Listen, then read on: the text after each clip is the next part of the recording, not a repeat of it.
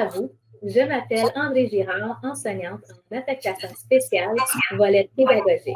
Et je suis accompagnée aujourd'hui par le passionné Louis-Martin Turgeon, enseignant de la 4e année à l'Académie d'apprentissage virtuel au CECCE. Bonjour Louis-Martin.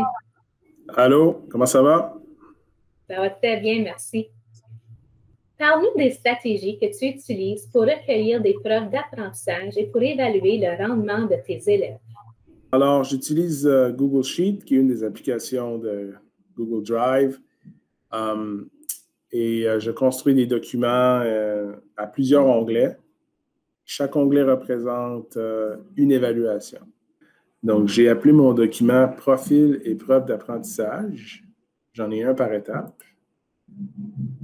Puis là, je suis directement tombé sur une évaluation ici en dénombrement, donc mathématiques.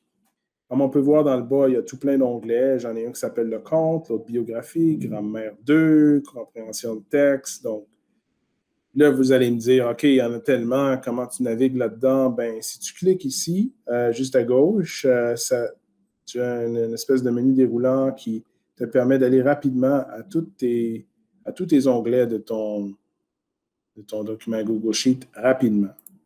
Donc, on voit ici comment il y a des couleurs,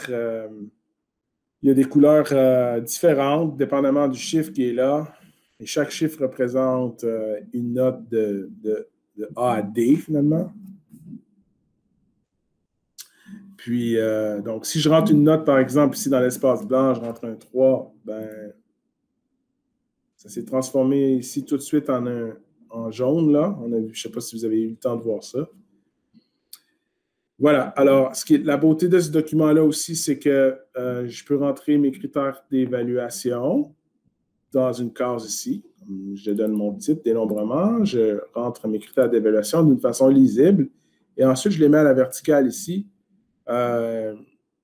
C'est moins lisible, mais c'est comme une copie, finalement, de ceux qu'on voit bien, qu'on peut bien lire. Et là, je rentre mes notes ici. Il n'y a pas de menu déroulant ici pour mes notes, mais dans certains onglets, certains documents, j'ai des menus déroulants. J'ai des filtres qui me permettent ici de filtrer les notes par nom de famille ou par prénom, dépendamment de mes besoins, ou je peux même les filtrer par compétence, par critère, je m'excuse, pour voir, tu sais, qui a eu des rouges, qui a eu des verts, qui a eu des jaunes. Donc, ils s'enlignent tous un après l'autre grâce à ces filtres-là. Et lorsque j'ai terminé de rentrer mes notes d'évaluation, donc ici, j'ai un élève fictif qui s'appelle Louis-Martin Turgeon, qui est moi-même, finalement. Donc, je fige une des rangées ici qui me permet de mettre le nom de l'élève juste en bas de la rangée titre.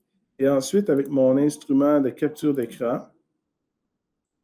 je peux aller chercher tout ce qui concerne cet élève-là. Et ça me fait quelque chose à copier-coller dans son évaluation, finalement. Ça devient ma grille d'évaluation. Un peu comment je me sers de ce document, et c'est très central dans mon processus d'évaluation et d'accumulation de preuves d'apprentissage. Donc, c'est un document que j'utilise beaucoup.